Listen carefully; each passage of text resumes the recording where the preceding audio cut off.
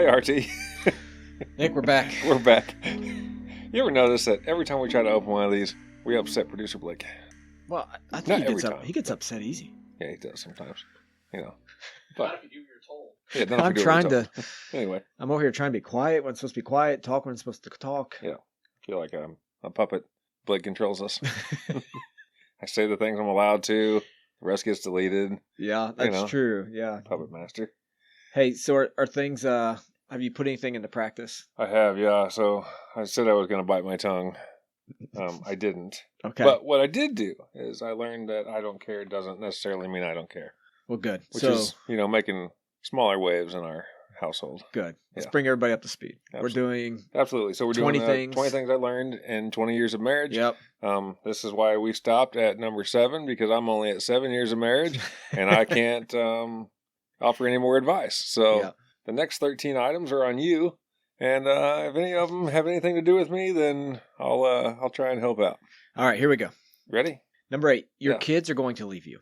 See, I can't offer any advice on Well, this. here's the thing on this. I have dogs. They're going to leave me too. They're going to go to a hole in the backyard one day. That's it's the best I can help with. Yeah, it's not quite what I was thinking of kids. Okay. We got. So when you have toddlers or little kids, Yeah. it feels like time's just dragging by, especially the days. Like you've heard maybe the days go slow, Oh yeah. the years go fast, that type of thing.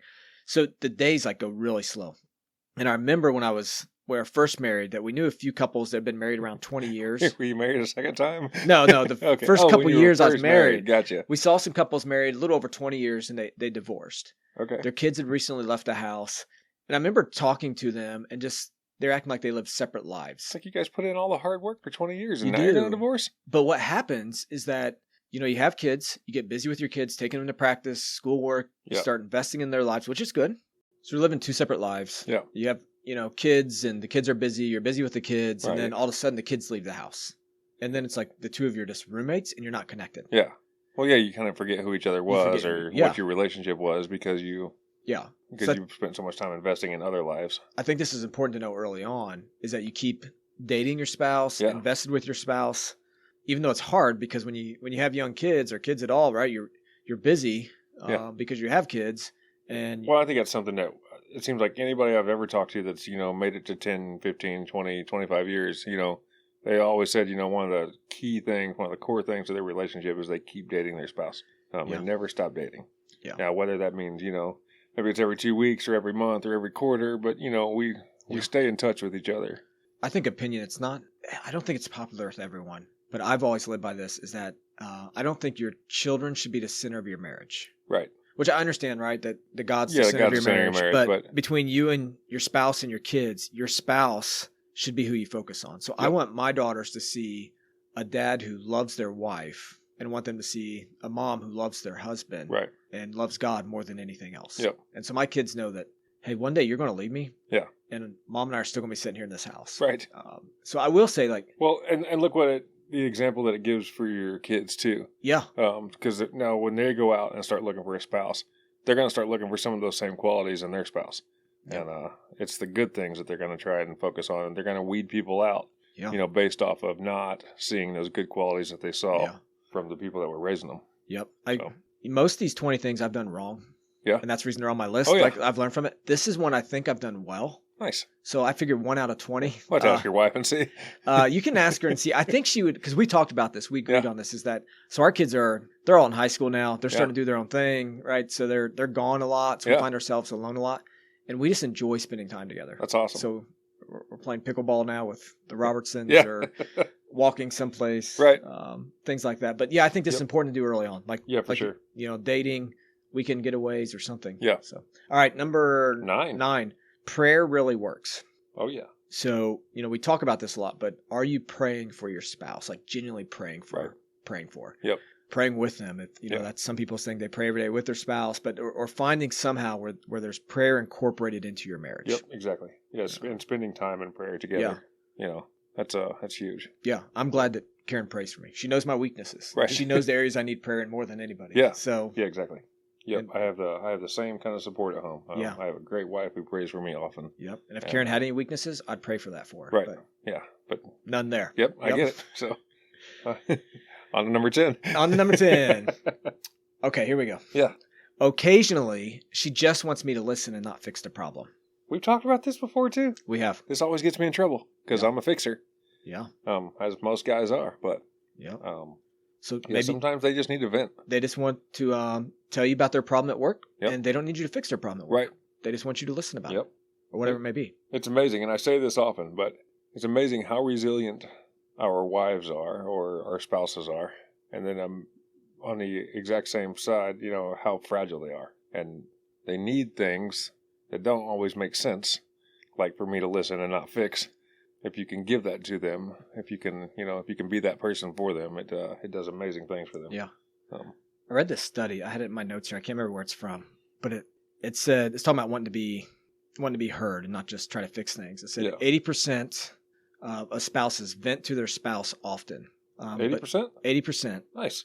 But 7% of women who thought that they could do this without their partners jumping in and trying to solve their problems. Only 7. So only 7% thought I can vent or share this problem without my husband trying to jump in and solve the problem. Right. Because we're fixers. Because we just want to fix it. Yep. Right.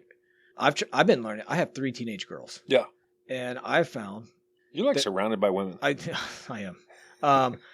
I have found. Are you guys all synced up yet? Oh my goodness. So with my teenage girls, I have found that sometimes they just want to talk to me and they'll start crying. And they don't want me to fix anything. Right. They just want to cry. And so I remember asking one of them, I was like, why are you crying? Right. Let's solve this. She goes, let's just fix it. Dad, I just want to cry. I just want you to listen to me cry. Okay. And that's all she wanted. See, that would be a hard one for me. Yeah. But I think it's probably hard for most men. Yeah. Hey, I just want to cry it out. But why when we could fix it? Well, or you think you can. Yeah. But we're preaching through James at our church that we go to right now. James 1:19. Know this, my beloved brothers, be quick to hear, slow to speak, slow to anger. Right. We spent like 3 weeks on that one verse. Yeah. Because we're so bad at being like quick to hear and slow to speak. We're the opposite of that. Yep. Yet Scripture saying, hey, do that. If we applied that verse to our marriage, quick to hear, slow to speak, man, that would change your it would change a lot of relationship people's with your wife. relationships, really. Yeah. If your spouse just gets to vent to you. Right. And I think there's times, right, I ask like, hey, are you wanting me to want me to listen or maybe say it in a nicer way? But, right. Yeah. Hey, remember, I don't care doesn't mean I don't care. Right. Are you wanting me to just listen to you, or is this something I can fix? All right, here we go. You I ready think for that's something I ask regularly, actually. Do you? Yeah. When she comes to vent, I'm like, and sometimes she'll even lead with that. Hey, I don't want you to fix this. I just need to talk about it. Yeah. And that's great because I'm not always great at reading in between the lines. I don't always know what she wants. Yeah. So anyway, let's move on. Let's move on. Will this be important tomorrow? What about 6 months from now? Yeah. Is this the mountain you want to die on? Have you ever had an argument? And then a few days later, you're still upset about it. Yeah. And then all of a sudden, it's like, I don't remember what we started arguing about. Yep. I'm just upset. I'm upset. I know we argued on Tuesday. Right. It's Thursday now. I don't remember why we argued, but we started arguing. So I think we need to, I heard this early on that is it going to be important tomorrow? Is it important 6 months from now? Yeah. Because sometimes we argue over the smallest things. It won't matter in eternity at all. In fact, they won't even matter 6 months from now. Some of them don't even matter tomorrow. Right. So some things we need to have healthy discussions on. Right? Yep. We're moving big decisions. My brother-in-law was really good about this because me and Rachel are both really bullheaded and we like to get our way. Mm-hmm. We were at a bowling alley one night and I don't know, we were arguing over who was going to drive or something. And he looked at us and he's like, this is really the mountain you guys want to die on? Yeah. Like this is, you're going to really go to that level? Like who cares who drives? Yeah. Yeah, just, I always ask myself that now before starting an argument. Yeah. Is this the mountain you want to die on? Like, is this, are you really this into your way of thinking, I guess? So. Well, and winning the argument doesn't always mean I've won tonight. No, usually it means I lost. Right. So, keep short accounts. Ephesians 4, don't let the sun go down on your anger. Give no opportunity to the devil. We've talked about that before in here. Yep. But just, hey, say I'm sorry. Be specific. Will you forgive me for this? Right. And you don't have to forgive me for everything, but these two things would be great. It's it's like this. Like, even if you and your partner or your spouse are arguing, and you think they're 95% wrong, and you think maybe you're 5% wrong, just go ahead and apologize. Right. And let it go. Yeah. Right. It's not going to be important. Right. A few days from now. I agree. All right. Ready for the next one? Yeah. Trying to bite my tongue here. Trying to learn something Good. from the last episode. Good. We're on number 11. 11. Okay. experiencing grief together can change your relationship. Ah, man, it does. Which I know you've been through this. I have.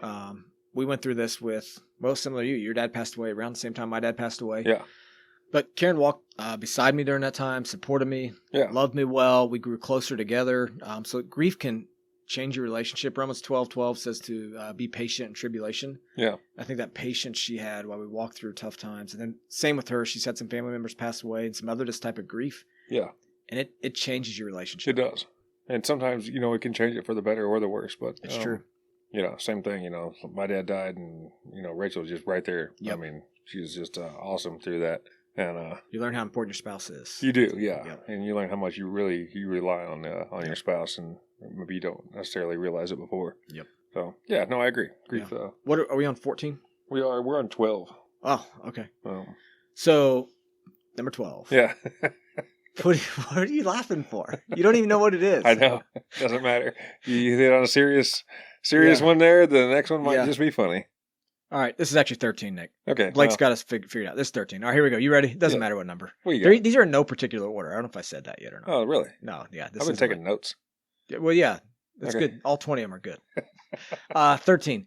Putting your spouse down to others is never helpful. Oh, man. But bragging on your spouse is always a good thing. It is. It's a great point for people, isn't it? Well, especially, both sides of it. But the putting down, I've never seen that to be helpful, even in a joking, sarcastic way. I know. It never wins for me when I do that. Yeah, it's not. It's always hurtful to your spouse. Yeah. And to the people around it who watch, you put your spouse down. Yep. Even if you're trying to be sarcastic or funny. Yep. Doesn't matter. Especially I'm thinking about it as a dad too. Right. So my daughters. Yeah. If they get married in a few years, and I see some guy put him down. Right. I'm probably gonna kill him. If he's joking, yeah. I mean, I don't want to say I'm gonna kill him on here, but right. You've seen that picture I sent, right? Hold my AR. I have. Yeah. Do you remember that? Yeah. Did you see that, Blake? I'm not going to put. I don't know if we should post that, but I just got done working out in the cutoff. And, yeah. Anyways, so but it's just not helpful, for others to see that. And I always say that to my wife too. But I like to have my friends and people I'm around view me picking her up and lifting her up. Yeah, wives love for you to brag on them. They do. Yeah, I've even found even on social media. They pay you back for it later on, so that's awesome. Yeah, well, that's not the reason we do it, but nope. Yeah, but bragging on them is always good. Yeah, it's for sure. It's awesome. Yeah. So 14. I don't know, man. Yeah, 14. Obviously, I can't count. So well, that's all right. What do you got? 14. Find some other couples to hang out with. Yeah. Make sure they are the right couples. Yeah, for sure. Make sure they're good, and they build you up as well. Yeah. Make sure they're not like a toxic couple. I think Karen and I have just been realizing this over the last few years. We need maybe some older couples we hang out with to invest in us. Yeah. We need some younger couples that we hang out with to invest in them. Yeah. And then we just need some friends. So why you guys just hang out with us now? Do you fall under the older? You guys would be younger. I think we're the younger. Yeah. You'd be our age. We consider you our age. I think you invest in us. Yeah. No, but I think you need the people like if I'm sitting around with some of my friends that are couples and they know Karen, they know our relationship, and I'm just talking about how bad she is on everything. They're like, no, man, you need to get off the chair and do something. We see how you are as a husband. You should open your eyes. Yeah, right. So you need those people around you. Proverbs 13:20. Wise people walk with wise people. Yeah. Fools become fools. Right. Same with couples. So I think we're gonna. That's 14. I think we're gonna stop there and come back and hit the next 6 next week. Okay. Awesome. Does that work? All right. So we're gonna have one more episode to finish this up. Right. And then we got couple interviews coming up again. Yeah, we promised a bunch of interviews. Yeah, we've had one. We've got a couple more coming. It's so hard to get so many people's schedules together. Well, there's a lot going on. So we have that, but make sure if you're listening, maybe share it on Facebook. Yeah, share it on your social media. Wherever you're at. Twitter, Facebook, Instagram. Yeah. Give us a rating on wherever you listen to podcasts at. Yeah. I like seeing the people from out of state. I think it's really cool. Yeah. I like seeing the women listeners too. Yeah. I like to think that we're feeding not just tough men, but women that are raising or living with tough men. So kind of fun. It's been fun. Yeah, it's been at a couple years now, right? Yeah. Time flies. Time flies. Yep. All right. Well, thanks for joining us. Next week we finish up this one, then jump into some interviews. Yeah. Awesome. All right. We'll see you guys.